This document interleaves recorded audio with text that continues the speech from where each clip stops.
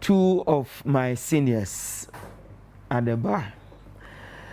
Eno ebe twetwe nkomo enwumbre omo ba Ashanti mantem ha omo eba monitoring so far omo ba saying enandema eko efa voter registration so omo ba pro by anamuntu awatu so far aban ehyasie ebe si sabre saying ena etie ana ensem aifa omai Ghana ho enwumbre and ebedi ho enkita ho e punch dwumadie so na emrepam se o asembisa adwenkyere ana nsusia pa bi a eba wa Ghana yen kankro ene yempunto na odeba ye bekan amawiase afana nyina ensoso ate na wonsoso wodwe enwumbre medin e de Ohene Gyan lawyer, thank you, and I'll say thank you too.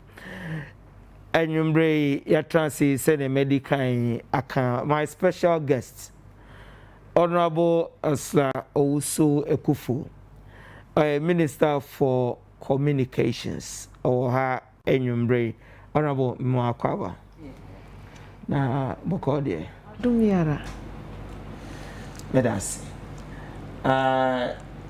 Honorable yaw Buabeng-Asamoah ewo ha enyumbre. And also a member of parliament for the Adenta constituency.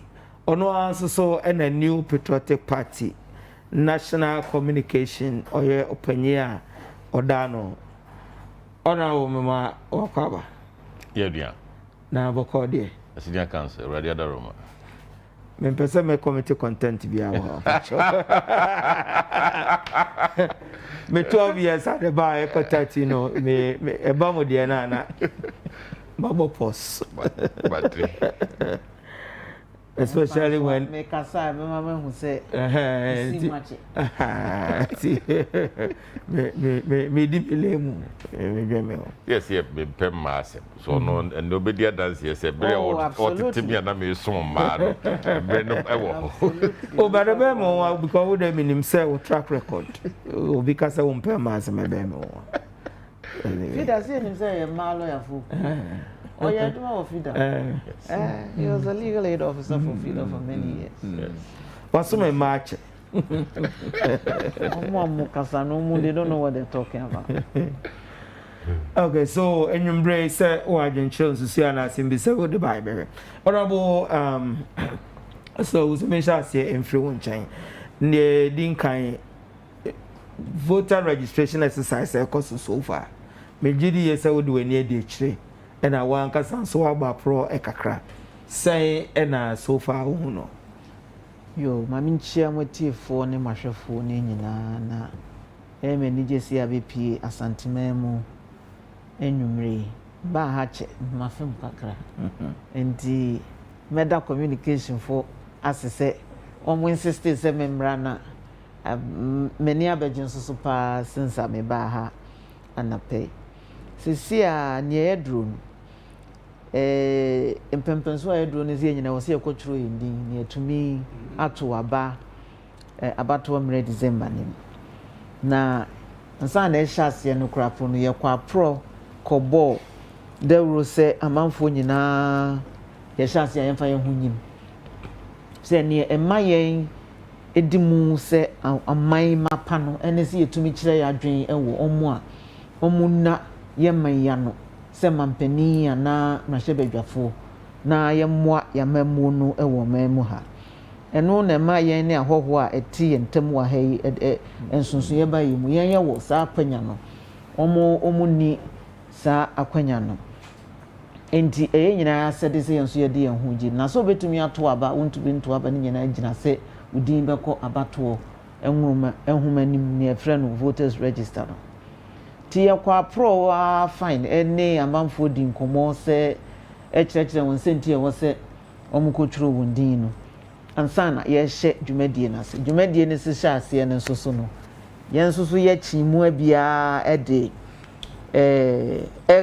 ede ekyire kɔhwɛ se ne esi ekofa e won kan o kyena se mefam kakra wa ha ansana masan akonkran biom barring a few incidents akọ toti boko a bibiensie nanso ne ema wei di ntro yi edanso from ne yatro pene yare yi a abayi wa emu entemu yi de etro yi din tubeko na ebi she face mask ebi she na ye mia da obonim se wo yesa wo ha wankasa wo ho ene wo wo line mu nyina ne wo fiefuo enti e wo se obi a she ni face mask wo be ko na amanfo abodompem omu observe social distancing no munye hu se ofiti ye na no mo asate tete wontenu che se omu nim ne wo so omu ye no na omu enye tu ko na ne wonko kasa na omu nso so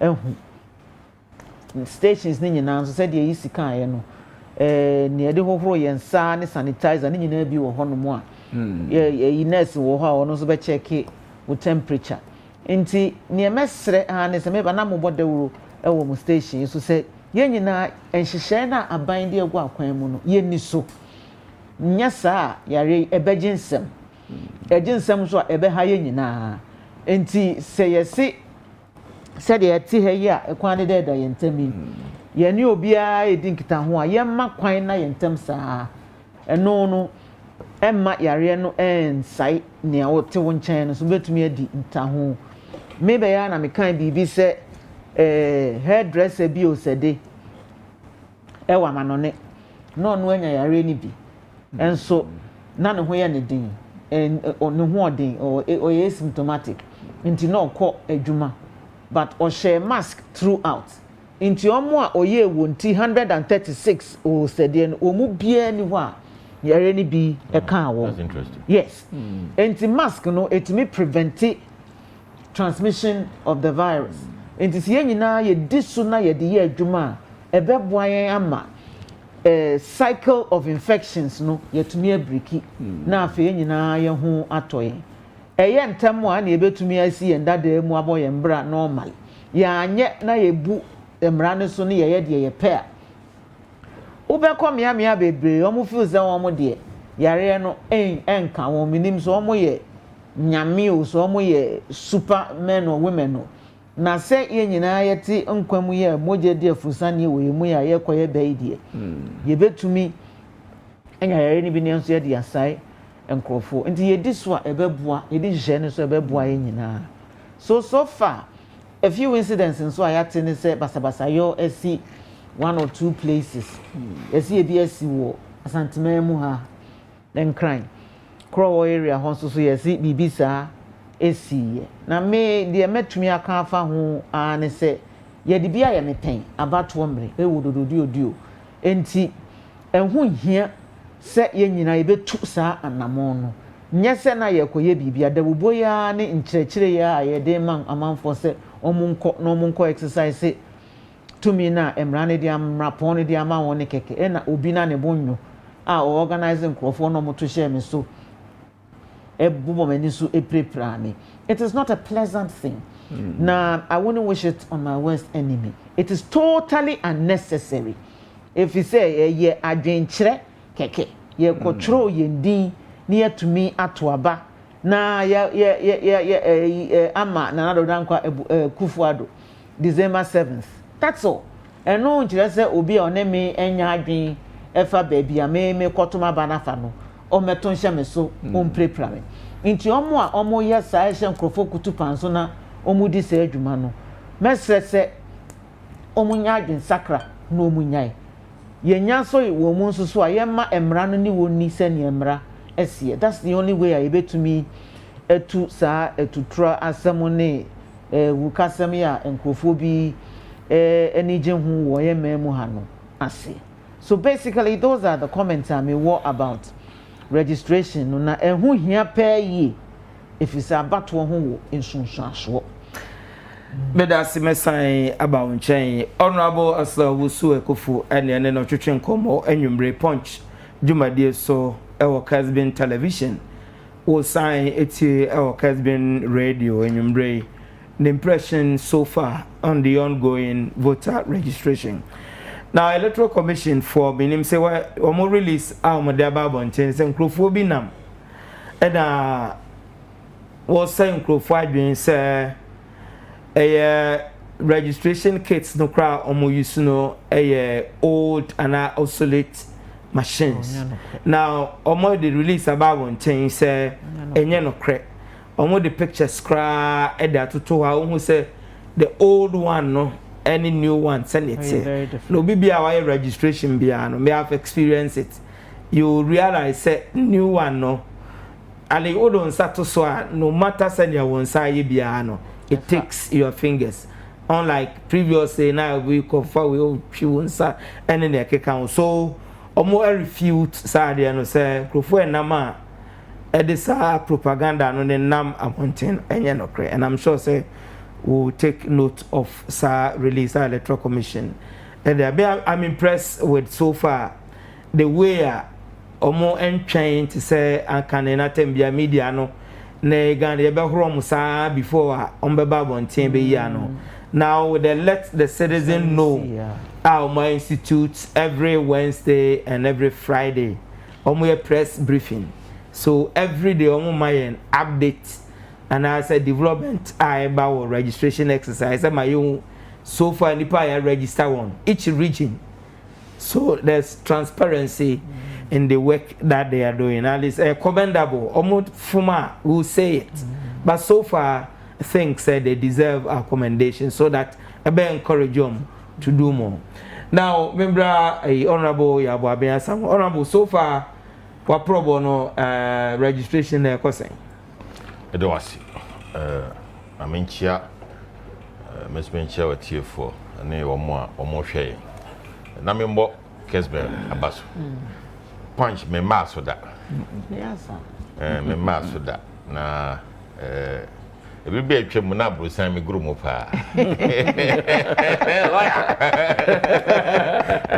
membo be so bo say no problem adaje to be tina say bia no problem juma na musmaye no awon ya ba na ekosi ho a na yensan chia yote kokoso otumfo sei to ababio na Ashanti man MPP benyimfo e wo ha nyina chema wontumi ene na pamfo na samkujo nso a ya hwere no samkujo afrim ya funny crazy afrim ya adwuma no ya che onimu oh me there said those times Fox hardball na me ne no to Sujini ne no adwanto ame those times na said ye honorable minister kai wa has wo exercise no kwan a efa so a ehko no senki tie bi no mu anka se senki e befa ne se kuroyi ejato empini enyeye emra ma ho kwan kura omo ntimi nye omo mmoa omo ho ene ne mfidie no asem abide nam no eze bi no mpeso omo ya na nka wiase afa na nyina no yete ne se edi ntwere no ekuru no ase na se wanya ne saadia ka se mfidie no enye na ni nyina na ekosisen di ekosia ne se ya to abaya to aso mprenso yesre me etiri munye yede afise abana ye ekoto no ye di kobo amanyon hihye ya ye wo ho ban covid enti na eye binum se o ya nto aba nya hwe die nenso lawyer say ya nye hihye a nto aba no a January 6 2021 o mampanyi di ni dibreto ho pe asemwasi asema besi ni se amanyo hihye na ya fa ne se saa na tie no ya to mba nso no yetimu ya ye de wo mu no ya fa ne se ya bra bo no ano no ebeba wiye na enti sei da enti wose mi ye ne bre ye bo ho ban na enti se utimi to aba na enti se utimi sori na akotwere udin ne ekrokro se twere udin ne ade na enti sa na enti se yetimi twi da hwere ena ya ba punch so etie we ni me ya adwen we ni me nya adwen ebidi bi atwamu no ne edi tuo eka watiko ye yen se nkokọ da no nsia no ada sorry no nsia no asori musuo nkan ne ye bechi wo se ye se da na wasori ne nam Mfie aduosia miensa enya afa ahodie no. De edi tuoyi aduonu nwotwe pe. Ene yetimi atena ase aye oman enhyehyeye amanyon hyehyeye atena. Ya to aba MPP ko NDC aba MPP ko NDC aba yatena. Enti ansa na ebeba saa no. Na ye nyina yaba kosem a atiti amanyosem num ti no. Wo mo a mo twere constitution no. Om twere ne kiti. Omo mpese obi ababa betena konwa no so na ade bechi obeka se mani ahanti kira ye nto aba mo ntwen na mfie mienu achi ato a. Ana se covid abanti ma mentra so afebo. Mentra so be mfie nwotwe bi ebedo na covid ko. Enkam de matena so dada no. Omo mpene saa. Nti constitution mpuma bia na ho. Be bia ni ho betumi ehurasi. Wo se ye to aba 2020. Se be ya abrabo we na yenim no. Omo mato aba be mprenu. Omo mato aba be mprensa. Omo mato aba mprenso no ko a hyeda no so siesie. Omo de omu nim ba bi efiri ba. Na mo mato aba mprenu mprensa no. Mamma mo timu nyam de sesa na tie. Wo se mo sori waka. Na mo ko twere mu di. Se be ya abrabo na mo timu no mo be bo ho ban. Na enwoma na edibu man no atena. Enu hia me pa. Enu kra be ba ansa na MPP NDC na ba o. Enwoma na kese na wo se eba na tena ansa na MPP NDC no aba. We se enwoma ni ho a MPP NDC ni ho. Nti ye kwatwire ye din akobo ye mra hyehyɛ ya mamuo no ho ban. Enye saa ya ntwere di anto aba no a asematoe. Nti se covid wo ho. Se covid ni ho ya hweye. Covid yenim da ebekọ. Yenim ni suban. Yenim se obejaye mu ne ana obejaye mu kina. Nti bibia ye bia no ahweye na de nam. Nti uti asem ya obi a ono anya bia ono otimi ahye mask a wawe asum nipa kolenim. Ye nyina timi ahweye saa enka ye yonkonom. Ye betimi ani ayare na tena. Kopim si ye beko na akọ. Nti mu obi nka nkyere wo se ukodi ukoto santene a covid bechi ntime nkotwere wudin. Ewo so bia nya opepa na okono kotwere ni din. Se be ya wetumi abo saa ngoma no ho ban. Afei watwe odi na wokobo ngoma no ho ban no. Wo san kobo wa mamu pa ho ban. Eho na na kyese wo se oto abama na na Amankwah Akufo Addo. No wotoa amamu pa no eso. Efi se kakra bia ene wu hunu a edom wo no. E amamu pa. Ena edi ebrew. Enti se ubeko wani mu a na wo se ukotwere wudi.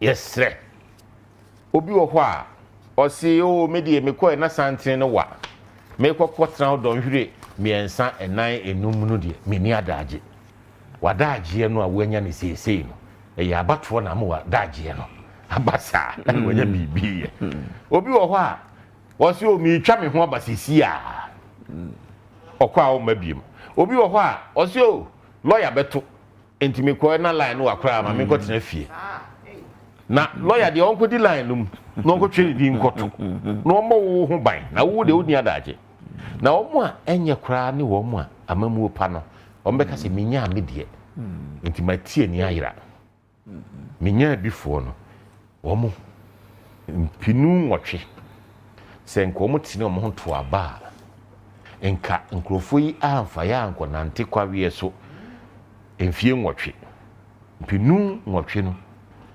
ebinum se aban ne ya de enso omo no omo nyaaye entom de omo nkoto na yakoto aba no a etofom ye ena edane aban ema obi obegina ho se oje nam so akadompe edebe no jamae fie nwotwe ya bre wa o ma me ya bre ya ba ya dwuma ya International se debia no ye chire kom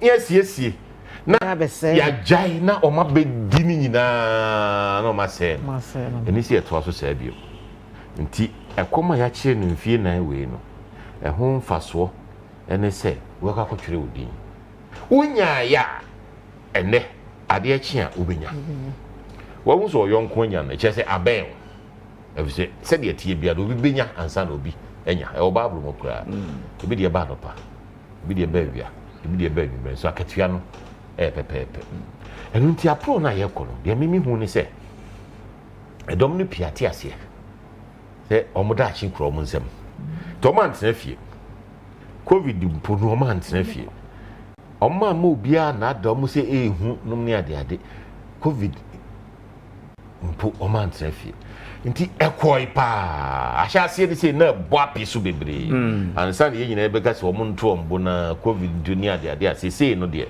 omatete omo ntem a omo share mask ene ade na afi so bebre yate ase se ebeba wo ntem obia beba beto ntem bebia oto aba na ebeba ho wa fikyire nti mentutu mirika enko bebi foforo ombeye ebeba bedru obia bebia ote na watwere odin fefefe afise bebia ote na otwe din no nipa beye 500 600 ene to aba wo ho eno de ometimi atwere na otwere pepepe a untutu mirika boni bia nti efe na mepese omo sampejom mepese dodo no sampuba na ye wiade ni ye cause na watch miensa na ekono Ghana fo aye say o afede giatum say ye nti nkofo maniema bi age omadaade se be ya e kan na watch ana na nsa na afede obi abi puaba so ye san pebere aka ho ye nyabere ebere ni ho covid nti biribia ni babia lawyer biribia ni babia e no omo nye transfer omo nye transfer ye bewie na August mu September October November ye to about December nka ho nti na aka me ensa pe September October November so sabri no mu na ombe exhibition aye bibia nti ye ka so ye twen na da ne so ne akoka Ghana o ye ntwa extension na ni ade emwaye nti pie nyaadaje to dakro si ho na enu kodis koto santre ebe duru so atwere odin onsaka o kada wawie dada ndi obi ati asese enya adwuma bi Ghana fo nyina ati asese enya adwuma bi ende ade ato ye nyina yetrim nti mo amadi kan nya bi no obi ho nyane de otu se eni gie bi a eba na dimu no ukọ registration se no obi nya bi a se ne eni gie bi etibi ba na dimu no ho efe kwa nti obi abenya bi no na ya de sede ne se memma ne nye akwadworo memma ne nye aniha men kase yaw ekotwere nti me kwadwo mada ena ni titru men kase mi nya ahwe nti me de betime baabi obabi na wote no amanyo hyehyɛ pa no ti na wote ho asomdwe mu bo ho ban nti ekoyie okay. Lawyer Honorable Buabeng-Asamoah, Member of Parliament for Adenta constituency, also and National Communications Director for the new Patriotic Party, also so far so good. Now, so Accra old voter card no ebia, their friend existing voter ID card na.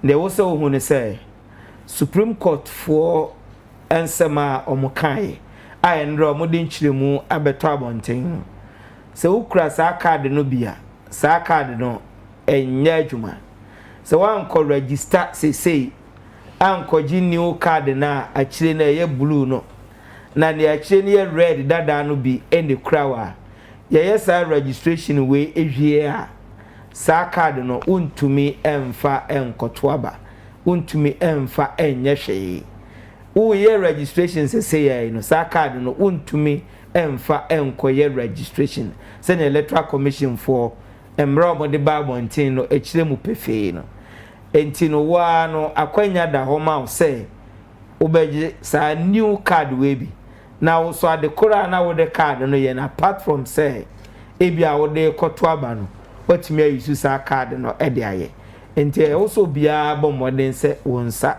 ebe kan bi amba no sa card dada no ekurawa any value bia ontumi emfa enye bibia Supreme Court asisudia o birth certificate ontumi emfa enye registration o existing card here you cry where a chain here red background here red you know untumi emfa nye registration yen shelen so na yen tu anamon say be kwakoye registration no ebie punch and I will share our Kessben television o sign eti our Kessben radio enyumbre many honorable Ursula Owusu-Ekuful no and a member of parliament for a member of parliament candidate Ablekuma-West and on Kameya Bashe member of parliament for Ablekuma-West and on answer the minister for communication and first before minister for communication no ever and there if you crank Kamenya issue serious one part.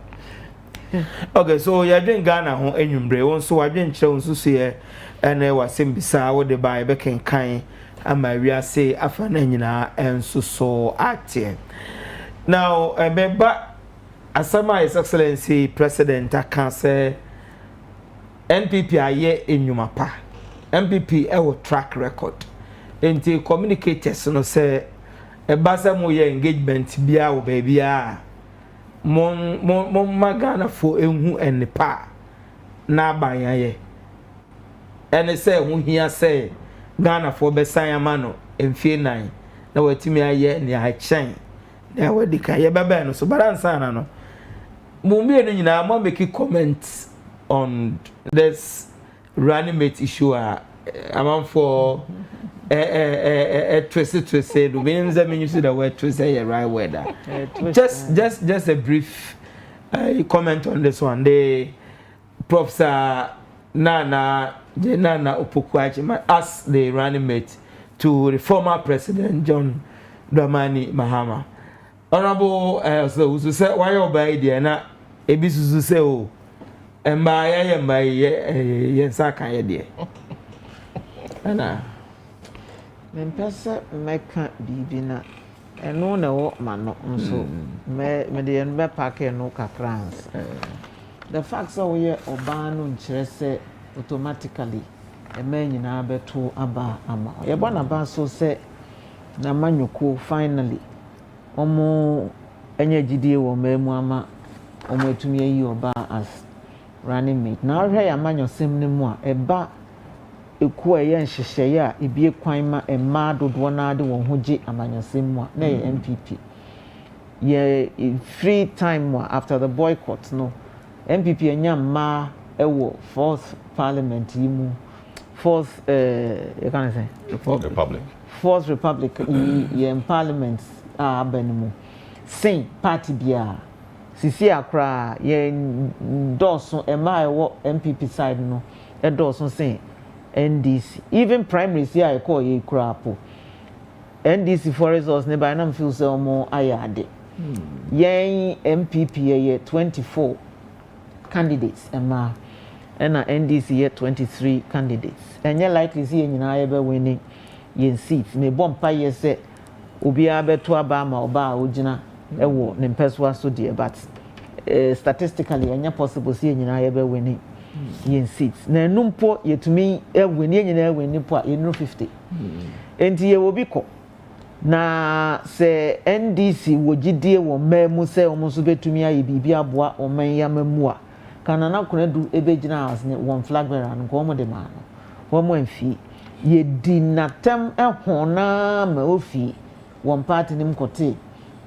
ne dia abesi ne omo danwa edi natem enti di otu ne ho si ho mpo so ba be lead mu party no as flag bearer no po no mo amfi na ne abedi akire driver na mo amfa na anya hwe na ne mate enti eno de wa ba ye manakwa aba na ma omo create impression bi se o criticize na chese udi natem amanyosem de ne etosi ewo ne ho no ye beka sentia ontumi emwa ya mamu wo mamu ha no ye beka anamo a ye feel so too enka ni bia amwa emma yedie no ye beka maybe a few examples muntie 3 wo a whole minister of education utumi concern line say emma mamu a omo adi chief justice oba mua atem si ye beto no mona no ye nyaawo wo mo nya hwe wantumi ankasa entia saa seb nsehunu na onko kekan ye no wantumi ankasa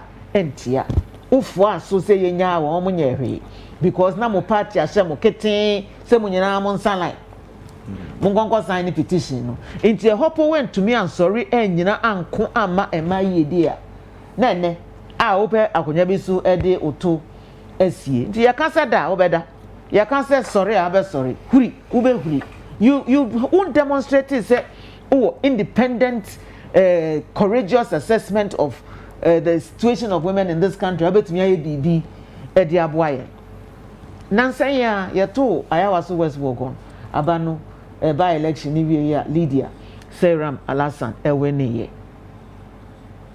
sa asem de ma sefem pa me kan kra na memera ho se ba besia a eti parliament omu ba kokra po ono ni kun na wu ya ono so ye de ni ko gina as candidate ankrofo ehu ne wawoto oba ma ne nti oba brashe bedwem na wa manyoko se munkuntiant munyina ma work out e friend no bloody widow a won soso a ukun mu ya ma ba parliament na won soso utimu bi ye prese ye benya ma dodo aba mrashe bedwem mo antumi ankasa entia saa seb nsenhu na domkuma for no eye wo parliament no I couldn't believe it saa time no ni ano afa no wanya no obekasa ma ye twen no enti nyo ba bia na gina owo abadaye owo tema a obetumi asore mi anaboso mu akon age ema ono na ye ka ema aboa ema yiedie wo memu ha onka ho bi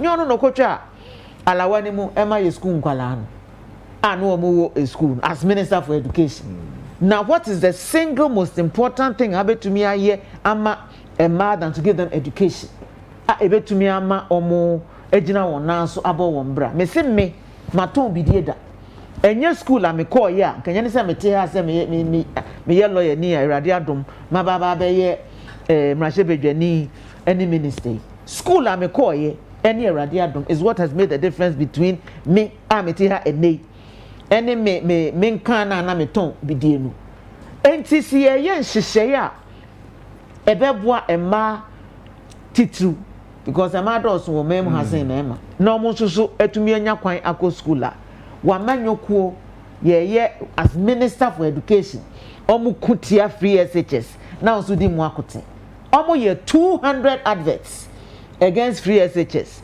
2016 election wo as minister substantive minister for education went to me and sorry and cancel there be additional de ho hia ni aban to me fa ho kana ebeboa ma nipa dodo na etumi akọ school nti munya nyamo ye no omo no mo de aba mo de ehwe kwa ayenso ye betumi aye hihye bi a ebeboa ye mofra no enkanko ni woyie di wantumi anye kakra na etumi ko school a tumi ko teacher training no krapo no allowance kakra be ma won so a watwem chalk po wosi ya mam bi ne mam bi nchina seme de ka pi enti wa ba ya mana kwa aba ne be pense mu a kire Ghana fo sentia ono mate ne krapo a omo boje ne so no krapo ontumi ma meboa driver na sebi omo anu muto omo si audit car no eko ditch mu enti wo mate na atenchen no se car na eko ye de ko she gotemu a odo 9 na eko to car ne talk na se de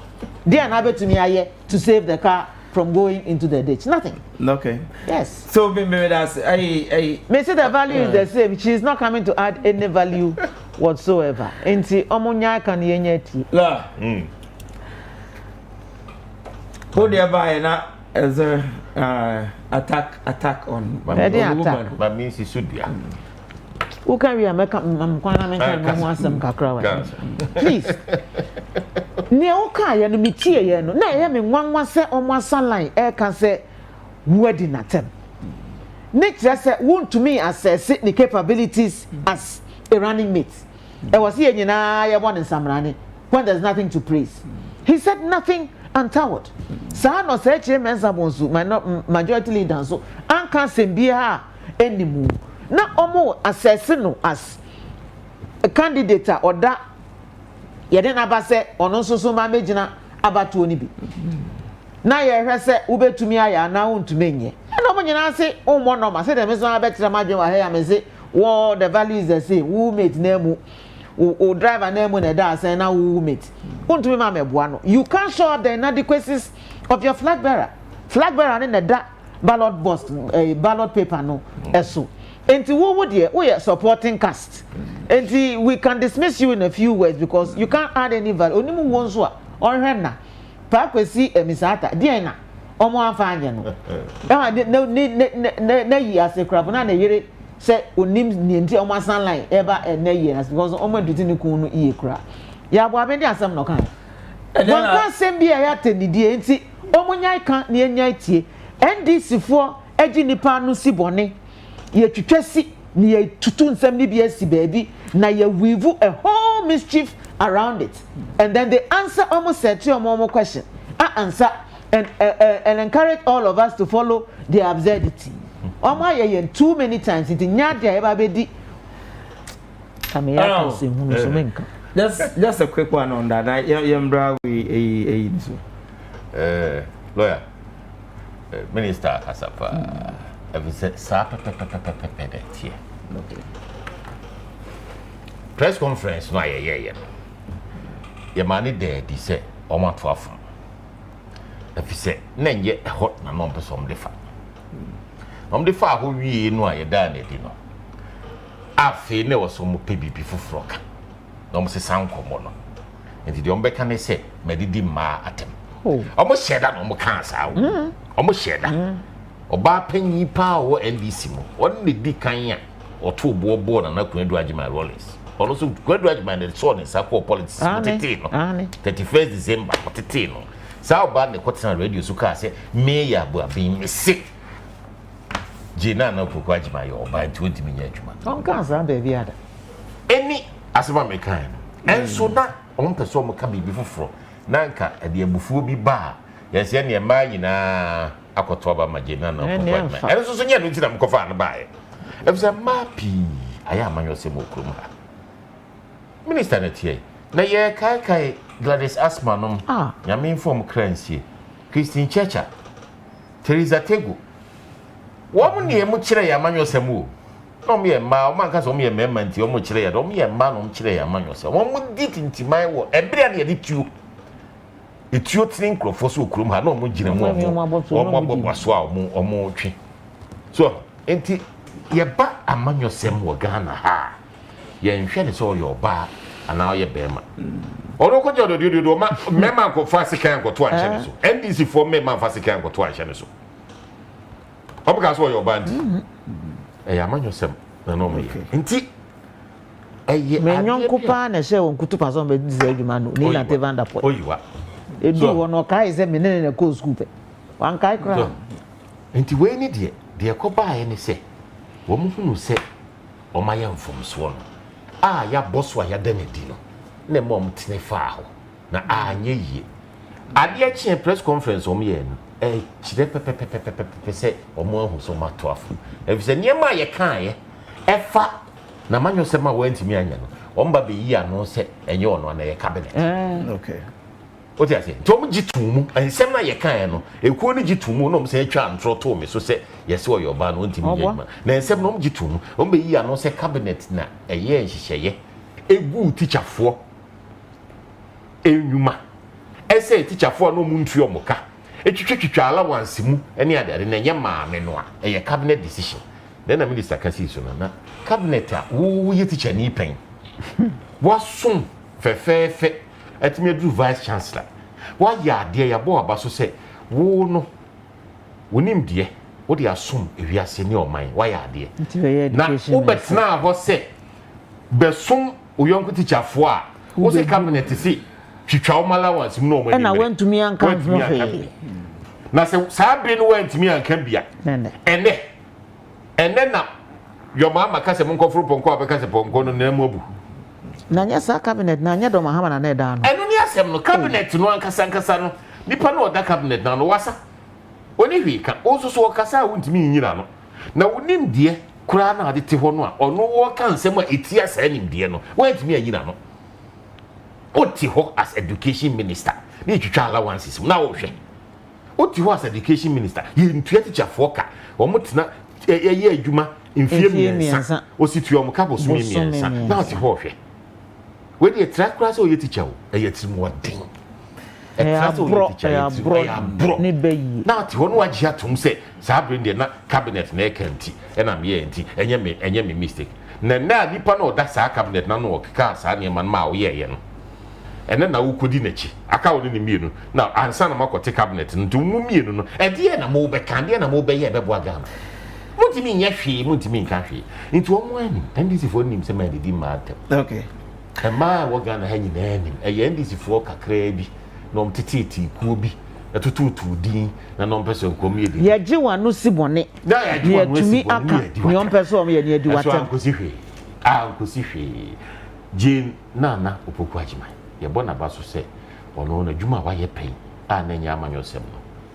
Oh, yeah, dear, Nemo Obama yourself, dear, who went me and near Juma. And now, Aman yourself was a bum beam say no so, and Yadia will be to me, I be Abuagana mine. Nipano didn't him Nankasano, whom dear warrior. If you see ye know, a friend, Francatunino. Untimenche Ghana force a dear back to say that Opa education, Ankasan. I didn't know by Muslim to me a free SHS. Yeah. Dear baby, you know by also be a TVET free. Onim positive, yeah. Onimo, yeah. Oh, he also be dear him. A dear man over such a. What's the allowances wouldn't mean to ya? No, me 19,000 and no me 49,000. And I'll be what's the double track will become? What dying outcast will be 200. Who see mu 49. Penokra World Bank.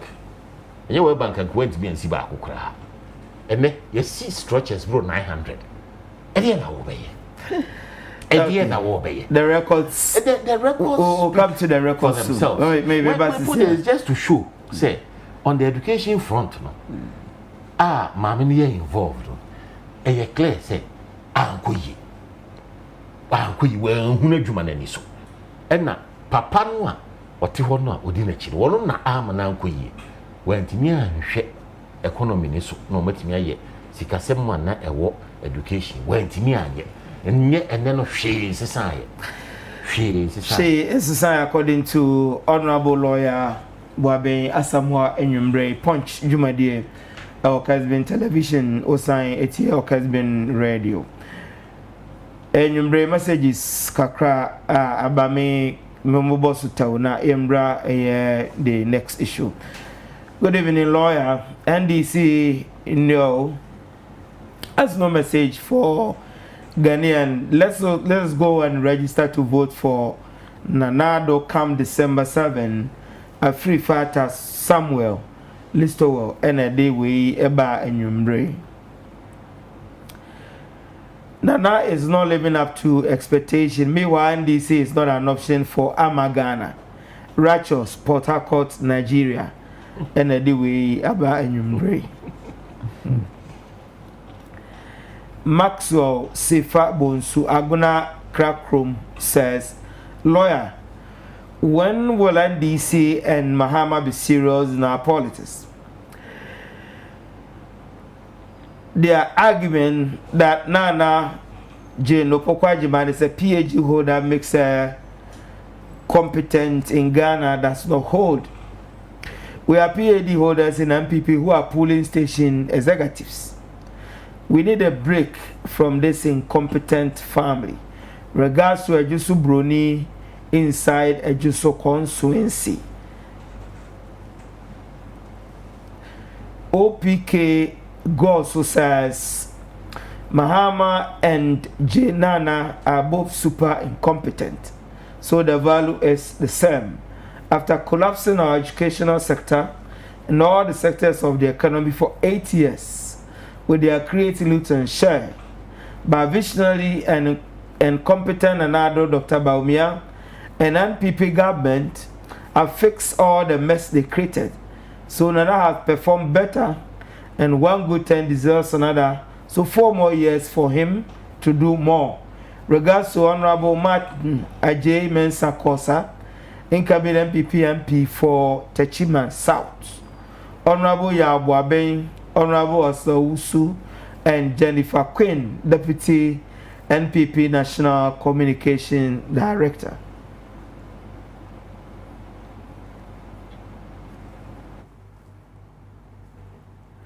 Teacher Kujo Tepanyina also says, what did Professor Jane Nano Pokwajiman do at the Ministry of Education? She cancelled teacher training allowance, but did not cancel her T&T. School kids were schooling under trees and sitting on bare floors. The records don't lie. Regards to Honorable Suleiman Adamu, Ahafo North Member of Parliament. Baroski from Asisewa says, after compiling the new voters register, NDC should forget about winning elections in Ghana. Robbie faction Dicham Sunia Goda Hotel says this nation is very happy about the Interpol issuing arrest warrant for Samuel Adam Mahama over his role in Airbus bribery scandal. That's very nice. They need to be straight about this issue because they need to use this as an example in the country. Perhaps no one is above the law. The current EC chair has so far handled the registration exercise very, very well. The NDC always descends on her with a lot of insults. So far, so good. When Professor Jane Opoku Ajiman was nominated as a running mate, there were few negative issues raised against her. Honorable Ursula Owusu defended her so strongly. Unfortunately, Honorable Ursula has never defended Mrs. Jane Mensah. Honorable defend all women. Harry Sopon sends this message. EC should go and do their work. Majority of Ghanaians support you. Ignore the nation records. They are thinking about 2032. Regards to Honorable Suleiman Adamu Ahafo North Member of Parliament. Please tell the NDC, this is what the leaders said about Mahama. The presidency is not for people who want to correct their mistakes. Sly Mensah jabs Mahama. Whatever you do can't win with Mahama in 2020 elections. Buabeng to Mahama. Don't vote for someone who was defeated massively in 2016, Spiogabra. Manasseh Azuri, this is below the belt. How can you insult your former president? I won't vote for sheep rather than I would vote for sheep rather than Mahama. Manasseh drops chilly article. NDC leaders know they can't win 2020 elections because corruption during Mahama's tenure nearly drove me out of the NDC. Rollins. Nanado, Atokujo, Eko Kwansa Hayford will win 2020 elections. Ofayao, Nakwa. This is coming from, what's the name? Okay. Ofayao, Nakwa sends us this message. The messages nature. Me kind other messages I must send about enyumbre. Ewo message session ho na member studio na mene and phone and twaso in free. I promise you I'll read your messages as when we proceed from here. Member so I arrow. His Excellency the Presidency, Ohene Vice President, any ministers, any Ghana for na umabo ichuma for the first 4 years. Every December. Until more communicators see there, and then paying for Mukasama party no. Nensusi ene se mo wo enyina so pa say mo de defend the record of the party. Na Ghana for ati asese hu hia se ye be san ama another 4 years what me aye dia a chance adi na me sha say in free unja as a communications director na sa record no e wo hi That's it. Answer my bahono. Messages ne buy no. My menti ba kumino bitaw enfri ho. Voter ID card no. And you be a ne bi. Enti ahwa so obekwa ebeka so ye Ghana ni yi bia ma. And you be a ne bi. Enti me enfa ni agro.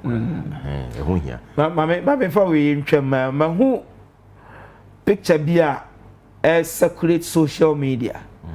Obi a hu de nima clearly no so onye Korean na obey Japanese. Yede na to wo say wanya voter ID card money bi.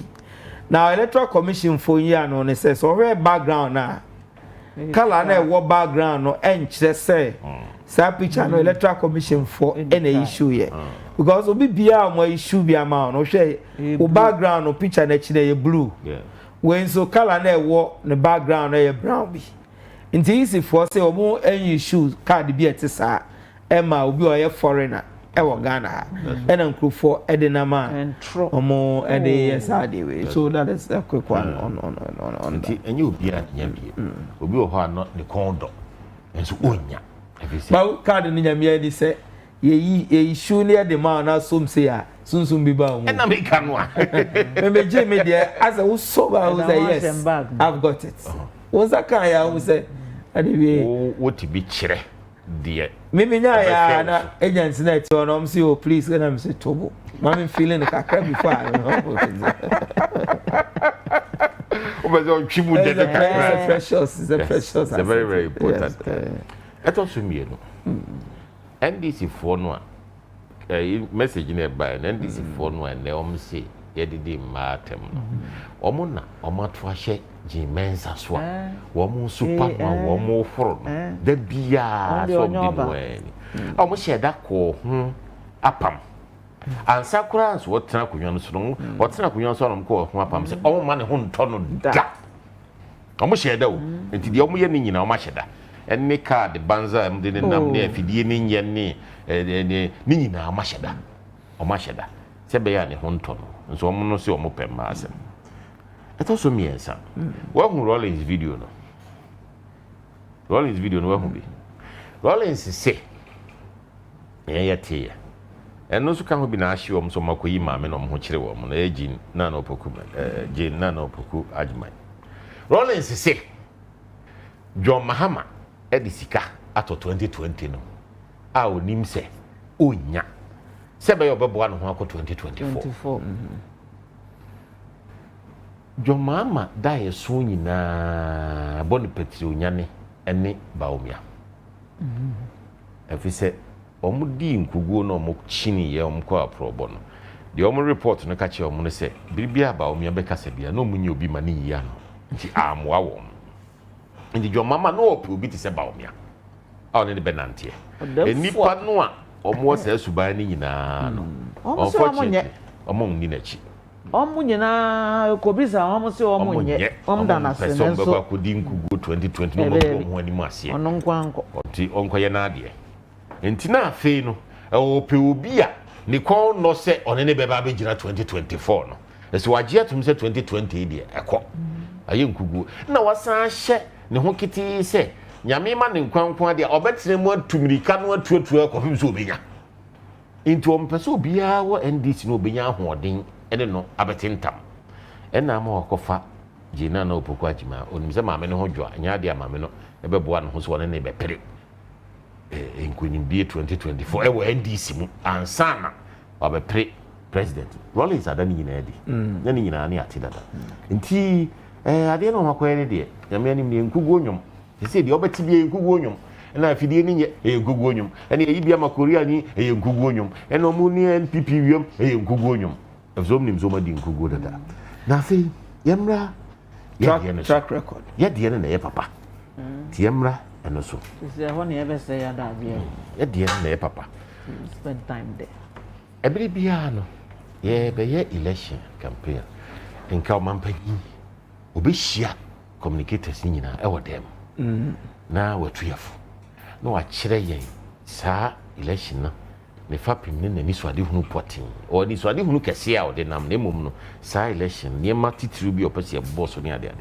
covid nti sane mani nyina asesa wa hwe se yekobo na baso onna bedi akire na nipa ofia ene ekoye asema na fesi yebi manifesto yentimi nda na di se de ya tada na di nyine bobo cheku ye MPC nyina awie yentimi nko ma omo nsaso enye hwi sane mani nyina kiaye ai be wie se obehia yen na afi watu yefo ne yasim nti nhyiemu na ya anya no covid nso fa so ba kon aba ene abefo the Minister of Communication at the Juma sorry say covid ama na Juma sorry ye ne ani miemie nyina yesu ya yesu ya oba peji aye zoom meeting nhyiemu o de get dem no why no ewo abefo so GBC fo hia no fo ho hwehwe no ya se go oh I don't dey so ni ha waka kra say this so enti efe say asembi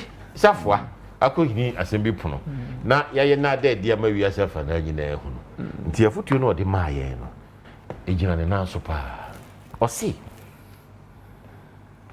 ebi nsida ono di mampanyi de one ne bepre no nso di mampanyi pen enche ono ade betu no no wo sane na bepre nti de ono ye a wotu no ni ono ye Ghana fo ani anso a wotu no eno no de betoto de ne wono wote akunyo so a o ya wasiesie fun no obeto ye no ko nanim nti ehia se edi obi atam no ase edi to omanim se owura ye edi ja no yi wantimi anso a okuhwie gu kwa so na mode share yensa mode share me nsa no so mapagya de na si ho me komanim de ne esa dan ye ni esa de ma owura nsa beto twene nti nipa ne miru no ben pa me na metu no me na meteso mo be ma ne kwa ma na betu mi ana ye nyina ya kan nie nhyehyeye ye fanto ne ye hwe eto so miru eye wonye ma ya ye ankasa ya hyeda ya Ghana fo aka wo mo nti saa ne ma no mo boso na MPP ye wo fapem MPP yen ade na ye no amamuo na yebuo no ye wo fapem obi wo sori oso e social democrat ubusa ne se social na ye de ya onti ase onti ase enso oso e social democrat MPP fo de yen no ye se ye pe impuntu e fa ahodie ye pe impuntu fa ahodie kwan so nti ankrankre ena oye de ani esi de so e kwan ebe ne ebe fa so a mpuntu ebeba efa saa ankrankra nti de edi kan no ye bo oman no ene enipa etim no ho ban asomdwie woni asomdwie a wotime nya hwe nti ye hyehyɛ mu no wohwa na nado bai wa hye adagie e wo bambo ho papa dabon ndc fo betra ho mfie nwɔtwe e de ya manyosem e de ya temdidie saa omantimi ansiesie na nado asiesie amane asomdwie aba ho asomdwie ba ho no mpuntuo kese e ka na aban no bo e de kɔ akodie mu esi akoa no nyina afi e kɔ mpuntuo mu eno achi no wa hye asafo polisifo na wa hye wɔn ma ene Ghana ye beto wiem hyen ama polisifo eno nam baby adomo kese nkran ni kumase bo se kanea bia te oyerew polisifo ya ma o makande a o de hwen yen o mun taade hyen o de nam bibia o mus pe ko mbutom saa so ya ma sojafo yi si adan e ma wo mu se be ya obenya saa hotoso no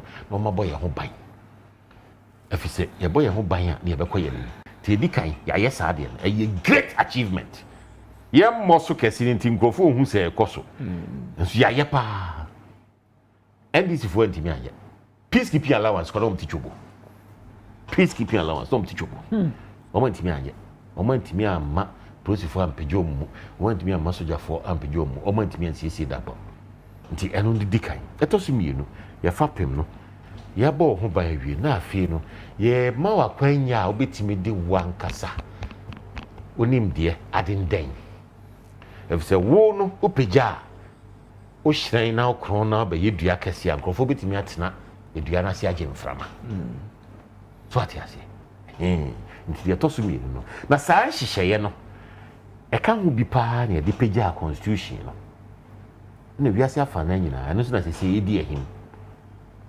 development and freedom rights, human rights, personal rights, economic rights, social rights. Yeah, dear no. Any so. Into sha. Adwuma na na do ye no. Enye se osori na pa na esiri no ye ko. It said you know obi ye no akogya no atohwere ma na watiro na ye no bi de ye hu. Ye organize. Onu na ni so ade hunu no ejina ekuo no fa pim no so. Na wono so di na ni so ade hu apagya na ode economy sa adwuma ne ye wa antie no asi na aka se usim na aka ene o yaye we na ya na akwa ese de ye boli omso ba omso yeso yaye we enti de bibi nti ne ye de ye no bibi nti na ye man koda ko school free e de ntia e se me wiase no ya tra de ye buyemu e de aso e ya dodo de ya tra de di agudie ekwa manone ene wiase no eye adwen ene ede nwene niema wadwene mu nwene niema na ene ton frama minister na ti we communications minister ye ton frama ne de peska ye ton frama ye ti ha frama ene de ye nam obi ti Greenland hwe yin frama ye ton frama na woni adwen a obetumi aton frama nti nkoda no e de omu ko school no e hya ase fa wo na Akufo hu ye and this for ntimi anhwe so no ye hu de omu de ye na do se opeso odi bie ye nkoda adwene mu se daachi bi fa wo ne sa o matimi aboa ye enu nti o man crofo motai entran kan emu fa wo no ho nkunta na enhyi nwukwa nti ye mfa sa sika no mu kese enfa nhwe nkoda na school and this for the say shis kanagu see the hwe nkoda na school ye hyiagu enti wei ene ono wakofa former education minister betra ho so obey education policy amaye ma say free SHS obetwam record na ye compare no obetwam efise fa ngusika no opedi fa ngusika na ye de hye nkoda no school mu na ene ya opeso obeji no odi enti oba obetwam tede di kan ye di sika no edi kan se wodi be hye ha no wo ma obi zu ni ne kwa nti wodi abehye ha etre kata obia so eno ni social principles na we no moment ya se ko force capitalism with a human face. Brilliant analysis of our position. Capitalism with a human face. Say obia sa ebeka bi ne nyina ya pagya efise ba bia ye gina no ehia no ne ade no ye ntimi nya binum e mo mo nkachi de ye bia na o se de obia akọ nti nkoda no ye hwe o school no ho mfaso no o mo benyini abesa kira o mabrabo afei o mo maame no ma no o mo bre a mo nya sika mo mo nkosu sa sika na beka obotom o so timi de hye o mo dwam epagya o mo dwa yaye ya manensi hwa ya say biem ama contract aba ya si adan kwa buru 900 se me kasai adwen kase achievement get fund ya betu na kai da ho no yo mama ka uja ye no na ajiegu untimi nye adwuma bia fse o muntimi ntua ya betu ya saa ka no aba ne busa contract bia wo ye adwuma wo get fund se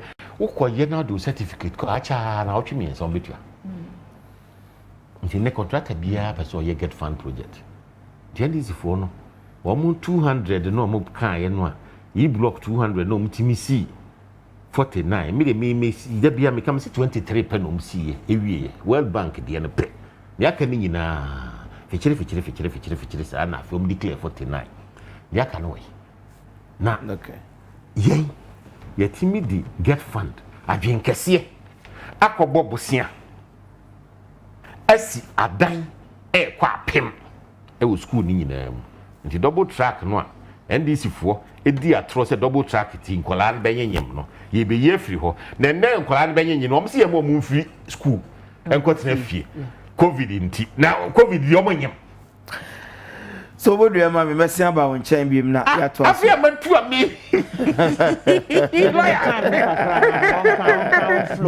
lawyer achievement NDC for so many be go record ombeyira ombe Honorable Buabeng-Asamoah and I will share Numbre, who sign Etieno and Numbre, Honorable Owusu-Ekuful, and your crime in China, imagine on this issue. Now, maybe me reading messages, Accra, and also Abuama. Registration with violence, even a young student was killed at Banda. It never happened before during a registration, and no one was arrested. Ghana is a lawless country. Please, lawyer, when will you call 2 NDC members on your show? Be fair to us. John and Jane, the best.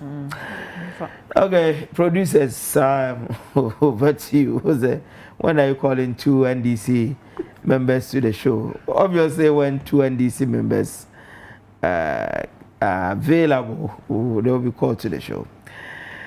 Now, this one says,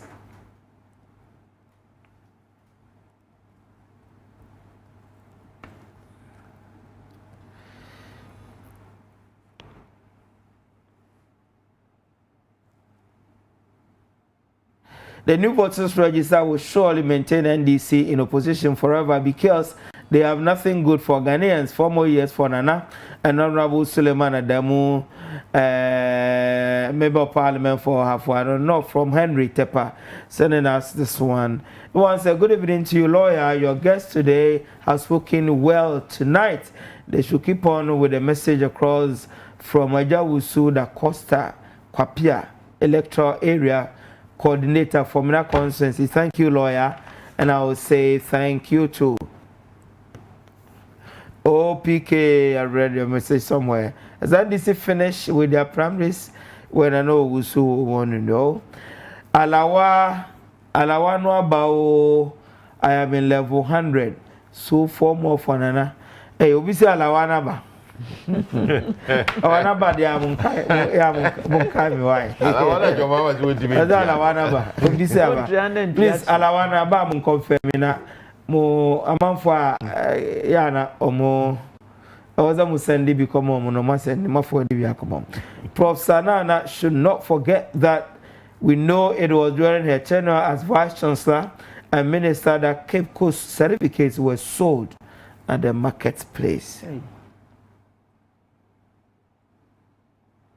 Good evening, boss. Mr. President and his families are paying our children fees for us. So now parents don't have any moral responsibility again on our own children, not even to visit them. Ghana wahala ni okay, Richard inside Nyasu City Krobo Oduma say sends us this message. What the woman is saying is true by Koki from Techiman.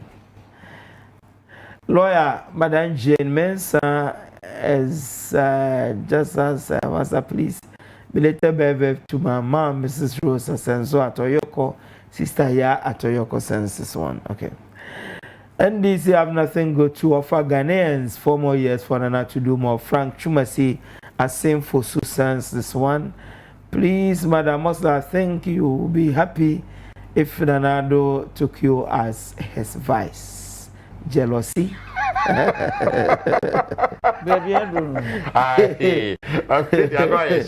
Please, lawyer, let me ask NDC, what is the difference between EC boss and the running mates? I don't think they are ready for power now.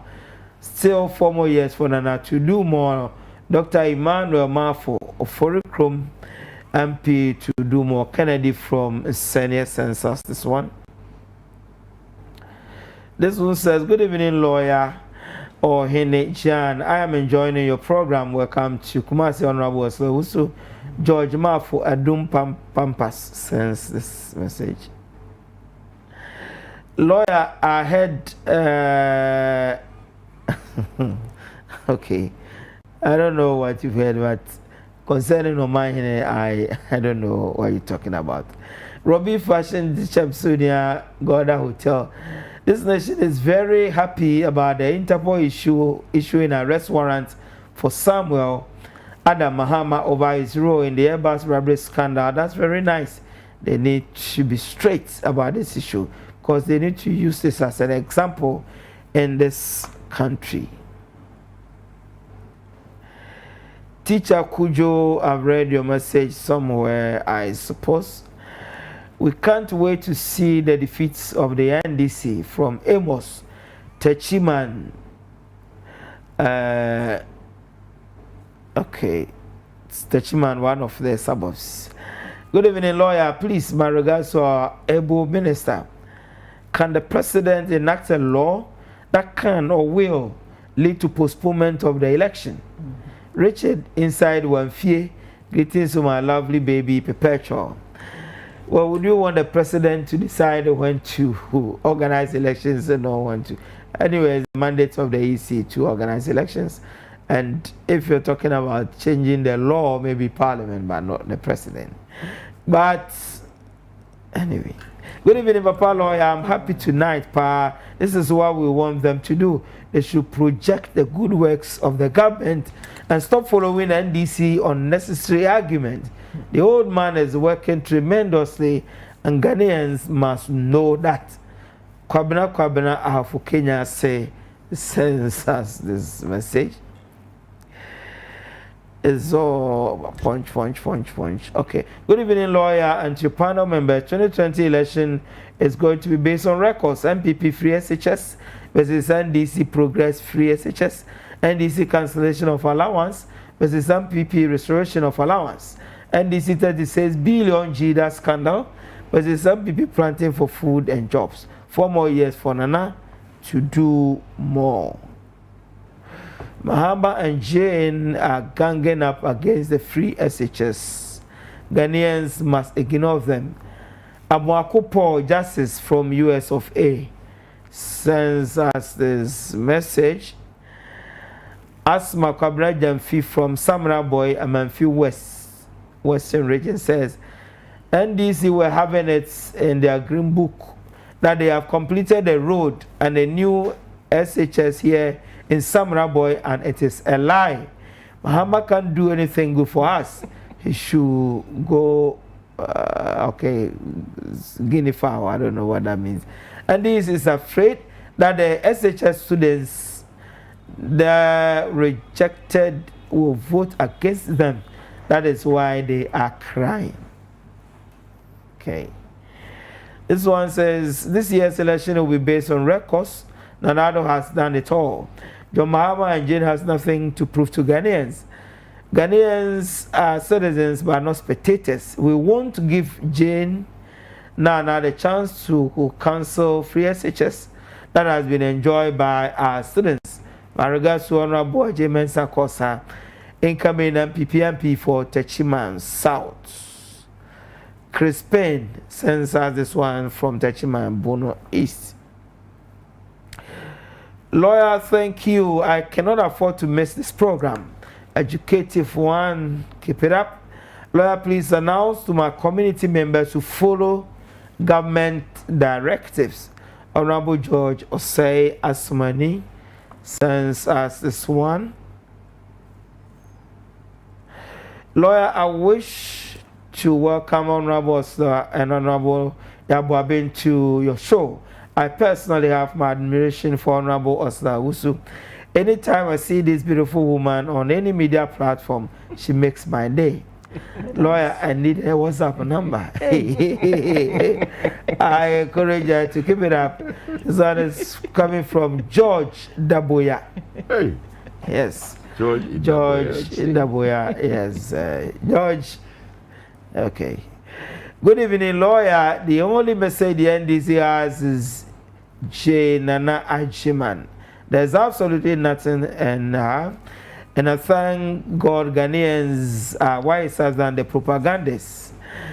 Gusty man from my hometown, Brekum, sends this message. Punch, you are too much. Keep the good work burning. NDC, you better go and burn the sea because MPP is winning the general elections come 2020. And Blay away, assembly member from Efaso, Western Chomro. Okay, you did messages in the chat. I'm sure by the time I be hearing high times. Honorable Owusu, Papa, double ya for Ezomo Philippa. Now let's look at the track record. It appears say Omo send a message and say Ombe say mobile communicates on the record more. Now you don't follow NDC on what they say. Now record no the way assembly okay. Me my the whole day crap one.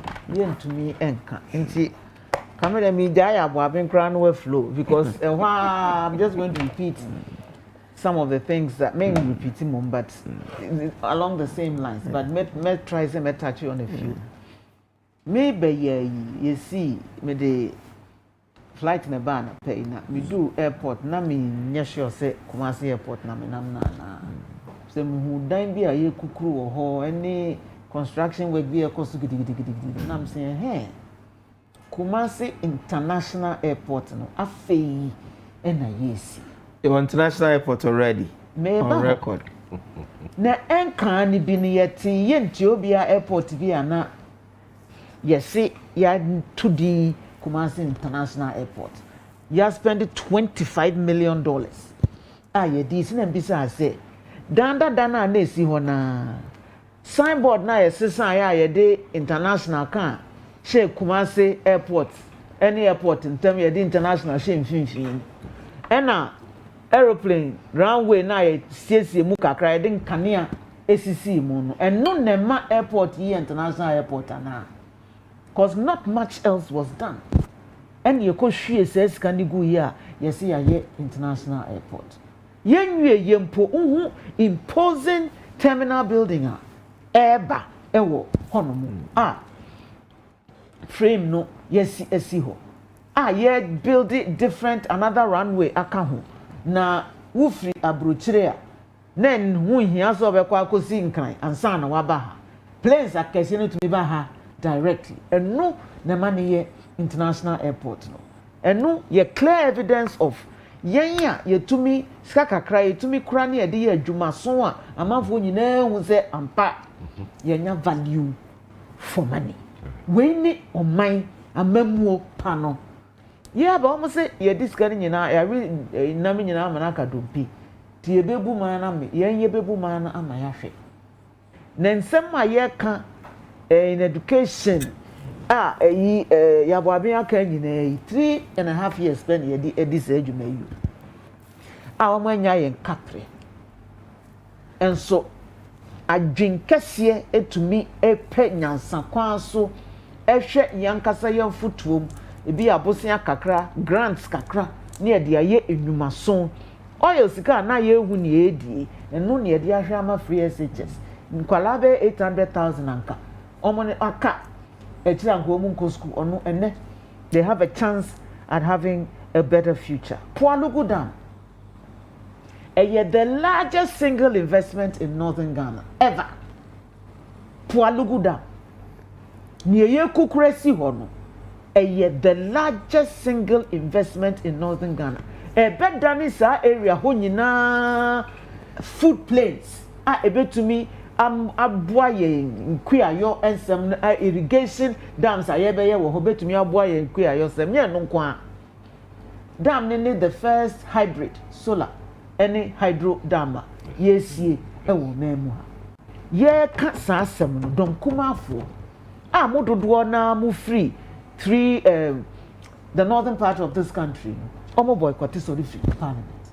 Enti bibia edi bebo memu ha edi mpuntuo ananka nkobeba no ebesesa nipa na shebre na positive way no edi sifochi enkomo bia ye bedi hihye bia ebe ye beboa Ghana for edi fitifo ebonyo if you say Ghana for to me who say to me mu heya ne wona mampani na Adanko Akufo Addo ba mfie miensa pe waye niema kese with very little resources na ma betena so mfie nwoche yentumi hu bibi poten amoye won green book ni mo ndi omo choro nsem akese wo ma mampani ko gina Eastern Corridor Road so esi ne bo se kwan ya yesi wo ho no ebi mada wo Ghana hanti Ghana contractor for yenhwe ne Kanazoi Bukinabe contractor no waye na yensu ene kona kohwe sa kwan no besu ase yengu suku tada enso no eno na mampani dada John Mahama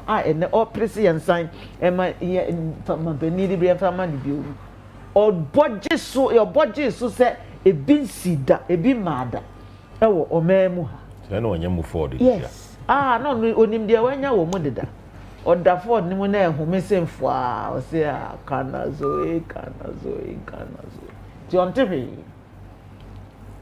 eba health enyuma de yankwala etena fie 5 years after school ayete unemployed graduates association enne omo tumisi won bo se anyekura omo first job me nkai se me first job a me ye minya 700 cedis Sabro 700 cedis a month bro $100 yes $100 I can cover $200 me nkai se me first job minya that much money and so first job a omwenya startup where you find say yeah they building experience now they are pay permanent job cry later 700 cedis a month 100,000 young people instantly ni enim kwa be fa so kura betria honka and so we found a way because there's dignity in labor so we kwa akosre se mambibi ni na ono abe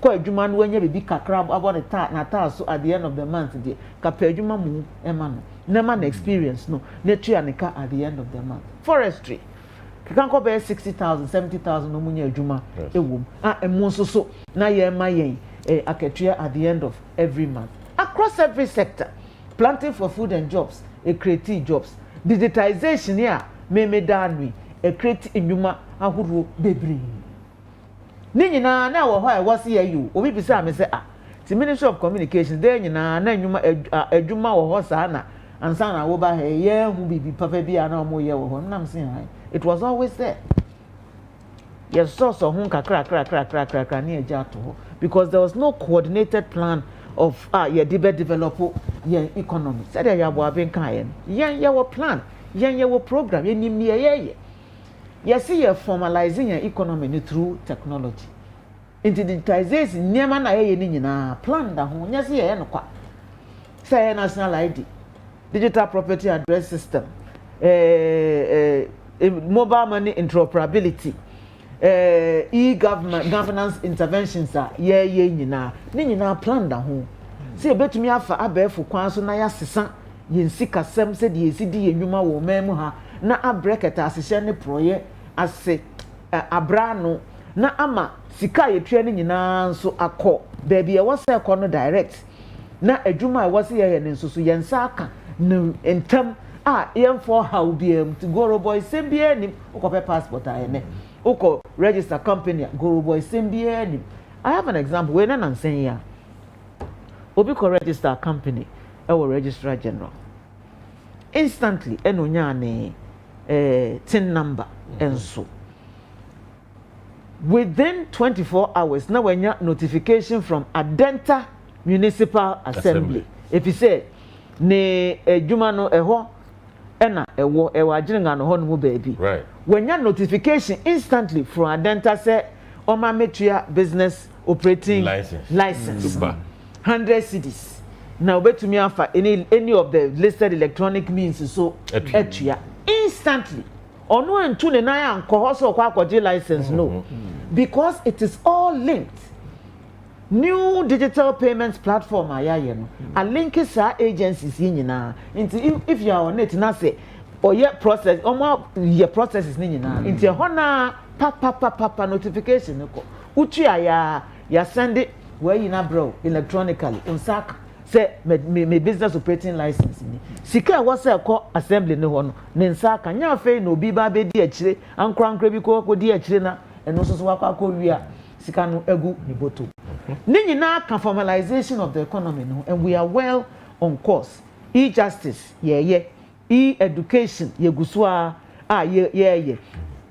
e-health e-procurement e-registrar e-parliament kra eba ni nyinara eka niema na ye enhyehyɛ na no smart workplace a ebeboa public service workers onomo so etumi aye adwuma remotely ni nyina ye enhyehyɛ na you can receive your mail from your office is in your pocket literally me mail nyina gu ha say metumi access it enwumre ya na ma ansa ni nyina with a plan. Do you have an efficient public service? You have an efficient payment system. You have an efficient banking sector. There is certainty in edumano. Emma eyi ukoji loan kra umre na ati risk nenso esu. Die biom na yenka agrek. Okay. Please, adie bechinye. Die biom na yenka sama. Adie bechinye. Enti misramwa ne kura ni se untro udin a. Konna kotro udin in tem no watumi ato aba ma na Amankwah Akufo Addo na watoa na dwuma pane so enye saa ye tetete ho saa nkrofo ye omo se yenye omo no mu dika akosan lai na omo akoto aba ma empa ntutu papa so aba bio na enyuma pe ya nyina na aba beto agu tofi akwanya mempemu Punch on Kessben television and on Kessben radio and you Osha was sign eti honorable Ursula Owusu-Ekuful awaha honorable lawyer ya Buabeng-Asamoah senior lawyer awaha I don't review record that boy as see when you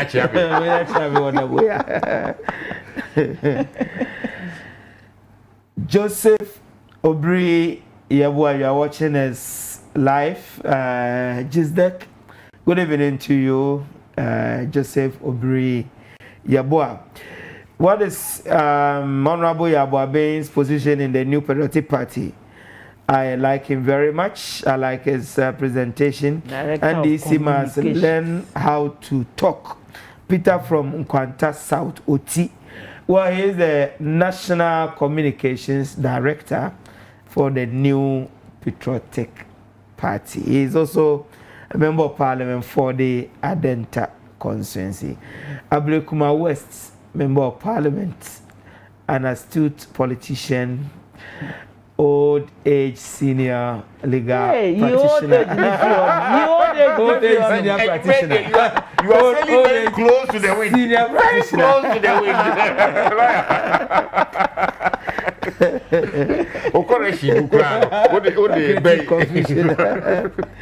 Mahama will lose because of Gyan awake from Central Region Cape Coast as this one. Christopher from Kwakrom and DC have nothing to offer Ghana. So 4 more years for Nana to do more. Okay, this one says NDC will never be an option even if NPP as the West political party in Ghana can come since this one. This was a good evening to you, lawyer. In fact, you are such a biased host and a card-bearing member of the MPP. Or say Asafo sense as this one. So that's I acknowledge your views. That's the beauty. Oh yes, that's the beauty of democracy. Good evening, lawyer, and your panelists. This year's election will be based on records. Nanado has done it all. John and Jane has nothing to prove to Ghanaians. Your May-June 2020 allowance and all arrears, if any, have been paid. That's right. Please go to the bank, load and withdraw your cash. You may call 050-1340-509 for help. Hey, wow. Alawana Abeya Munkami. Lord, I don't understand why the NDC people are calling for the close down of SHS. Where are their children in SHS? Are they at home? Dear Tepa will want to know. I will always vote for MPP till the end of the world. 4 more years for Nana to do more. Papaya Mampong, Daho sends this message. Good evening to you, Papa Lawyer. Tell my Buabeng that the MPP communicators must be up and doing. They should project the good works of the government and stop following unnecessary NDC arguments. And they should also encourage MPP faithful to register. Alex Owusu-Ekuful sends this one. Please tell Mr. Buabeng to show pictures of the achievements so that Ghanaians can compare with the NDC JDM achievements. And they want pictorial live pictures. Live pictures before and after. Mahama and Jane are ganging up against the free SHS. Ghanaians must ignore them. I'm sure I've read your message somewhere.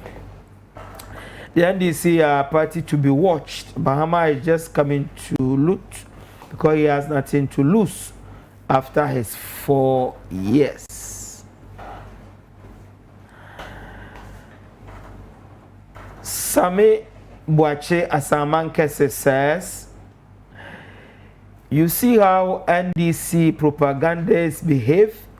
They wanted teachers how a host to do their work and fabricate their own news. That's how desperation works. Fellow Ghanaians, vote for free SHS, vote for NAPCO, vote for 1D1F, vote for one constituency, one ambulance. And maintain competence Nanado 4 more years for Nana Bawumia to do more. This one says, Prince Techiman, NPP has done a lot than the NDC. Okay, so we have lots of messages. Time is obviously running. Good evening, lawyer. Please, the MPP promised us a good economy with a good exchange rate. Please, is that what you are seeing now? Okay, this is coming from Father Sinyane. You want to know whether what the MPP promises what we are seeing now. And this one says, okay, the message is next. Let me come back to it. Honorable Lawyer Buabeng-Asamoah, Member of Parliament for Adenta Constituency, Communication Director, New Patriotic Party. How? We have about 8 minutes to end the show. So I can spare you 3 minutes. NDC 4. Omo policies. Emi and Sampe. NDC. Edikai. Omo show. Ma. The chrono shit. Say.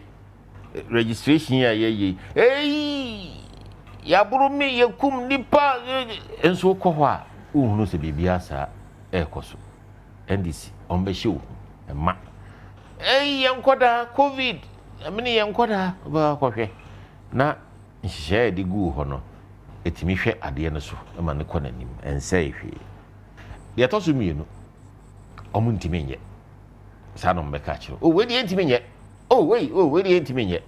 Where the intimate? The whom now for your by intimate. Mankolano coffee, intimate COVID, no so.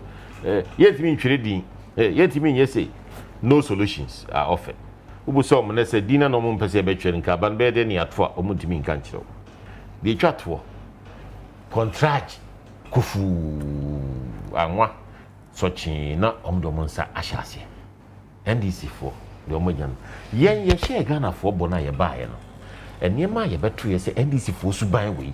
Other the dear ye be so na enka ye boshe ho. Eka fifili die. Financial sector crisis. Doom so. Unemployment. Na eta ho. Na wasi sie saa ne ma no ansa na bo a ye share no kra. Yetimi akọ ho. Nyame ncha de. Adwen kese ye adwuma. ye clear dum so no at once enne kanea no esiso ma covid a ewiase dwadie nyina to atwa koraa no yetimi ama kanea na esiso adibi ache free if ye adwene nipa ho abalaye abamuo yetimi di kanea no ache yesiesie dum so no etosumi eka no yesiesie kana mane yetimi aye nhyehyeye a ewiase afana nyina nya gidie wo yemu a yetimi kɔ eni wiase de nkita ho ye bobosia tua ye ho aka etimi tua eka ebo Ghana ha ama buntudwuma ekoso contractor fo enyom sika year of roads no ekoso Kumasi roads no me kam nkra na emwa ekoso pa ekoso nti eno so yes financial sector crisis finally senka nyankopon amaye papa yakukudroi tuni na si sa asem ne so a nka banks egu free 2015 na nkrofo dwetira hye sika sei na jomama yehwe ha ontimi nye na nado bae IMF hu se na nado betimi aye no mjae hoko April 2019 yesi financial sector crisis no enye obia na nsaka ne sika enso ni da so wo se onsabeka esi ahye wo se onsabeka ebi esaka nti wo de eba eno ye chen de oyehwe ha ma osika ehye no. Okay. Lawyer, Honorable Lawyer Buabeng-Asamoah, who is a member of parliament for the people of Adenta, the Greater Accra Regional Republic of Ghana, who is also the National Communications Director of the New Patriotic Party, and our team in Umbra and Umbre.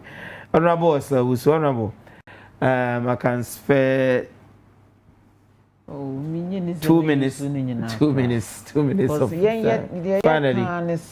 finally.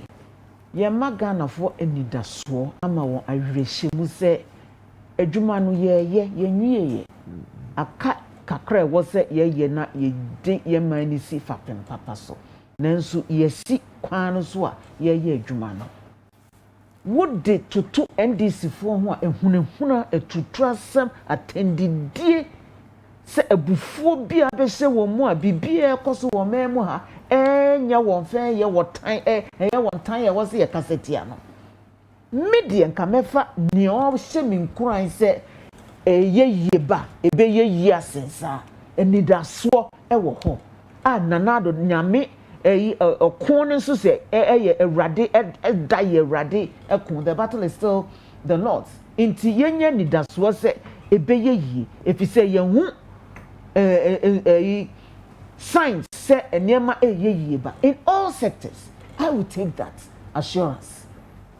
Si omo a ehurehura ne atutrasem ne attendidie ne kasa nyonyo ne kasa yaya omo kagu Ghana for no. I will take that any day.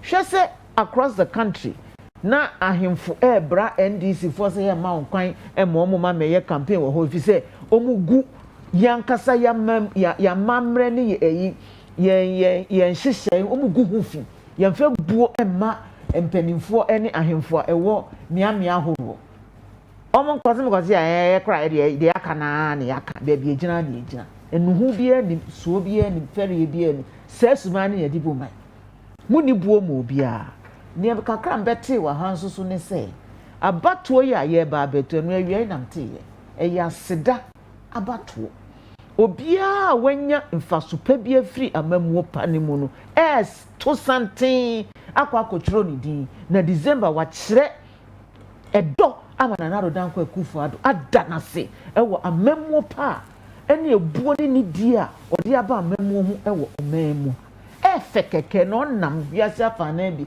efe kraso be kan se wo ye Ghana ni okasa ma bibi manyi nara mo bienya nkranhye ewom ahohoahoa ema omamu ne nyina Ghana fo nyame yɛhyira yɛn yo ti yɛn soso yɛn sɔre waka yɛn kɔtworo yɛdin na yɛtumi akwakoto aba ne yɛtoa adwuma pa NDPP aban ɛyɛ ne so ne yɛde mfasopa bi abrɛ yɛ daakye na amayɛ daakye asentrapa yɛda mu nyinaa nso ase sɛ moatie nyinaa asopam bɛsa ba abɛsra mu bio ne afem Honorable Ursula Owusu-Ekuful, Member of Parliament for Ablekuma-West, Minister for Communication, astute politician, experienced legal practitioner, and advocate for women. Honorable Lawyer Buabeng-Asamoah, Member of Parliament for Adenta constituency, who is also the Communications Director for the New Patriotic Party. Omwamukojame Ewobomfa Ewiei, members of the Accord, members of Caucus, Medasi Honorable. Munina Wedamase, Eno Mary 1 week, you know. A year na nkasa, 31st of this month, and then 1st of next month. 31st ni be ye na first. Omaye ye no Ewobomfa hona anti. Said ye no munya mabebua na yetimi aye fe na bibia tuto ye. The show no eba ewiye ewa ha. Nyankopon ya adoma na wotwe sene ebe san ya be somo ewo punch dwumadie no so ewo Kessben omo hyehyɛ dwumadie eba ye anwuma ye nwumre nyina edo mu nyina enso so ase. Stay safe. If you have not registered, go and register. Observe the protocols. Ghana needs you alive. Thank you.